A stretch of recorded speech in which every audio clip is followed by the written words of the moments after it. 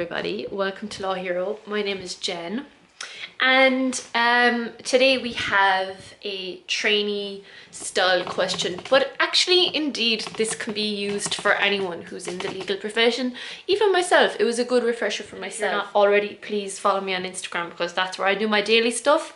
YouTube is more kind of like my deeper dives. Okay, so the question I got on YouTube was, or on Instagram was, could you talk about the expectations of a trainee with regard to working hours, attendance of a social events and professional development, excluding that of which is provided by the firm? Thanks. Okay, so the first thing we want to talk about, and this applies as well for junior lawyers, so after you've qualified, and to a lesser extent to interns who are looking for a training contract. Just be aware that you're constantly being observed as to how you fit into the culture and if you're worth the investment that the employer is making, okay? First one, expectations with regard to working hours. Now, let me just explain really quick. So obviously we have a working time directive, which is an EU directive which mandates certain rules around how many hours you can work on the trot, around break, this is employment law. 40 hours is your standard week. Anything over that is considered overtime. And that's standard in the services professions, obviously. So it makes sense that the law firm wants to bill as many hours as possible, and that means that it's based on a pyramid. I'm not the Illuminati, but it's based it's based on a pyramid, okay? The people at the bottom of the pyramid do most of the hours because they're the cheapest labor, and then the people at the apex, they do the least because their time is worth more, 400 or 500 euro an hour. Yours is worth 100 euro an hour. That's just rough, okay? And that makes sense because you're salaried, but they take a percentage of the business. That's why they're a partner. So expectation of hours wholly depends on the type of business model you go into.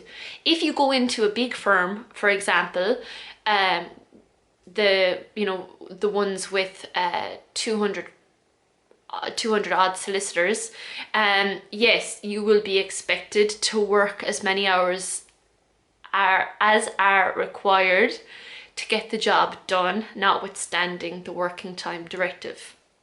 If you're in a smaller firm, and I know this colloquially, you will have to work overtime as well as required. But in my experience, the hours are not as long. They're more sociable in smaller firms. We're talking, and this is simply because the people who own the smaller firms, they leave at 6 and they need to lock the building. I just know this from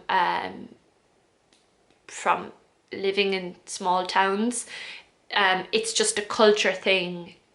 In Dublin and in the cities, things go on a bit later. Now that's not to say that those people don't bring their work home with them or they stay late the odd night. It's just generally those hours in smaller firms are more sociable than the big firms. And you can read between the lines. I'm not going to spell it out. You all know my background. So yeah, that's around the hours. And sometimes interns and paralegals, if there's projects on, they have to muck in as well. Okay, so the next thing he asks is attendance at social events and professional development outside the firm. Yes. Networking means that you have people in your circle who can rely on you and you can rely on them down the line. If you find yourself in a scenario where you need advice or they might need advice, networking is the backbone to commerce. So it would make sense that you need to attend events. And also people need to understand that learning doesn't stop with the FE1s. You will never stop learning the law as a solicitor. I learn new things about the law every day, and that's what keeps me hooked on this profession.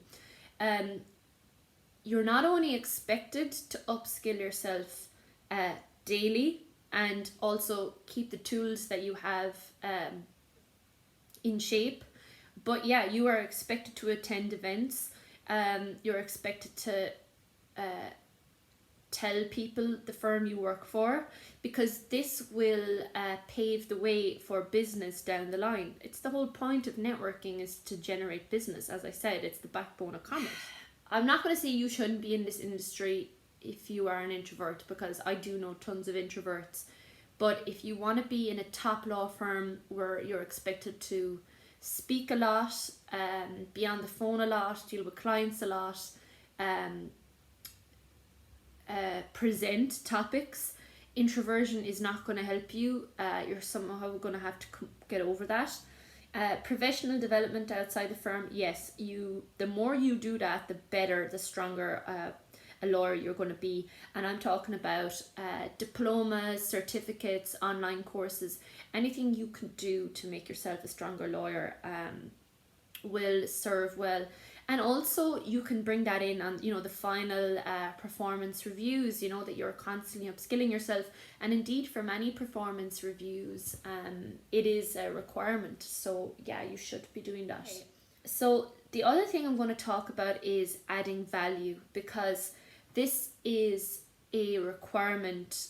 This has become a standard requirement now, as competition between law firms is increasing with the arrival of the US law firms in Dublin. Things are getting more testy, and competition between lawyers is also increasing because we are going to be, we are in the middle of a recession now, an economic recession, which is not necessarily a bad thing in my opinion. But anyway, competition is a zero-sum game. There can only be a certain amount of partners. Certain people are going to lose out. Some people will bow out early, like me. But if you want to stay in it for the long game, you need to understand this concept of adding value. Indeed, if you want to be a business person anywhere. So what does adding value actually mean? This is kind of like commercial awareness. Like, what does it actually mean? So I looked up a definition for you guys because I am not so eloquent. It simply means the difference between the price of the finished product and the cost of inputs into making it. Okay? Let me give you an example, and this is the one I always use for myself. You get lemons, you add water and sugar, and you get lemonade. And you can sell lemonade for a higher price than you can simply lemons. Lemons are pretty cheap, water is free, sugar is also very cheap, but when you combine them, you get lemonade. And that is adding value.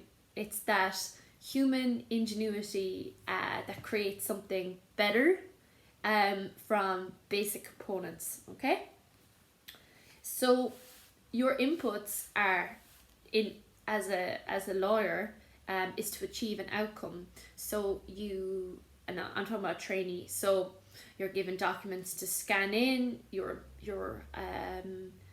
responsible for managing different versions of documents, especially if they're like a loan agreement that's 160 pages. You know what clauses have been amended. You know what documents are outstanding. You're basically like a project manager. So that's your input, is your organization skills as a trainee. Also, your attention to detail will tie into your organization skills, because you're expected to pick up the ball, like not drop the ball. Keep the balls in the air, basically. When the partner is all over the place trying to sort out the big issues, you're making sure that nothing slips through the cracks. And I'll explain to you, like, I've delegated work to a few trainees and paralegals, and there definitely were ones I could trust and ones I couldn't trust. So for example, a trainee I could trust would be somebody who and this all ties into adding value, I'll explain in a minute, was somebody who labelled the documents correctly in the drive. They had them numbered correctly. There was some kind of, conscious structure to how they did things. If I asked them for something, they knew where it was. And that in its own way is adding value, because that work that they do means that I don't have to do it.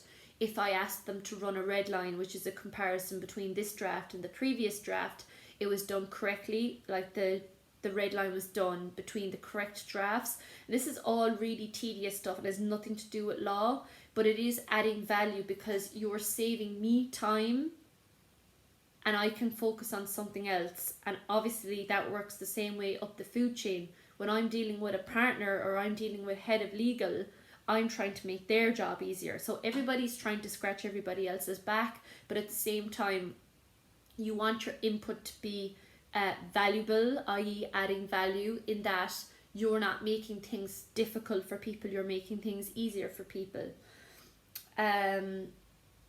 Because at the end of the day, you're exchanging your time for money. They're investing in you.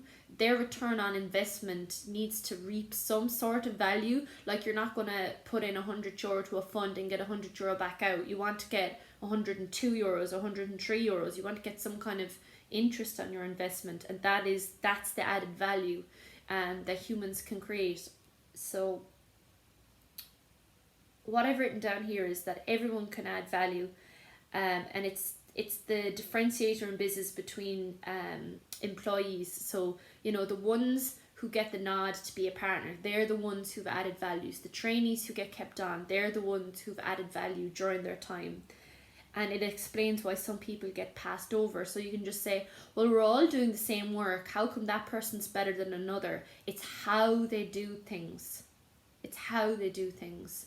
The best trainees I knew, they were the ones that were constantly asking, is there anything I can do to help? They were constantly willing to assist. They were extremely organized. They never dropped the ball. And you can see that this does not necessarily equate to long hours. It's being smart. It's being valuable. The person who's working with you doesn't want to lose you. If you're out for a day, everything is in chaos. It's like everyone notices when you're not there because you do so much work under the surface. And that's how you be a good trainee, a good paralegal. But of course, you cannot perform if you don't know what your expectations are. And to add value means to exceed expectations. So you need to find out what your expectations of a trainee are. You might just ask. You might also just read the firm literature. If it's a big firm, they will have expectations of what is required from you from every rotation, for example. Read those. And just always push yourself. That's how you exceed expectations. If you're asked to do a task, try and go 5% harder, or do 5% more, or just... This comes with experience, but you'll know yourself. Like, if you're asked to do something, if you're asked to do a bit of research, or if you're asked to file something, just go the extra step. Try and step into the shoes of the person who's delegating the task. What would they do if they were in my shoes? Down here, going like the extra mile where it comes to like admin, filing, reducing cost, bulking tasks, and this will come from your observation and your reflection of what has gone on during the day. Is there a better way to do this? It's not that you're like Steve Jobs. Like, don't think of it like that. It's more that you're just thinking to yourself, how can I make everyone else's life easier around me? Not just your clients, but also the people you work for. And that is simply how you add value. If you have that attitude, you will never be passed over, because you are valuable. You're not just doing the job, you're doing the job plus 5%. And that is expectations, I think, in a nutshell. I hope I didn't ramble too much. I hope you enjoyed this video. Please like and subscribe, and please tell other people about these videos. That's the most important thing, okay? And please continue to send in your questions. I love answering them. Until next time, bye.